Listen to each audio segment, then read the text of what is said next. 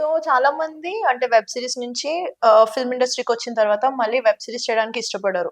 మీకు ఒకవేళ మళ్ళీ మంచి వెబ్ సీరీస్ ఛాన్స్ వచ్చింది అనంటే, ఇప్పుడు తెలుగులో లీడ్ రోల్ అనే చెప్పుకోవాలి. హ్మ్. లైక్ సో మళ్ళా వెబ్ సీరీస్‌కి వెళ్ళే ఛాన్సెస్ ఉన్నాయంటారా? ఆబ్వియస్లీ అండి. నాకట్లాంటిది ఏం లేదు. అంటే మళ్ళా వెబ్ సీరీస్‌కి వెళ్తే మళ్ళీ యాక్టర్ లీడ్ రోల్స్ రావు అని అంటుంటారు కదా!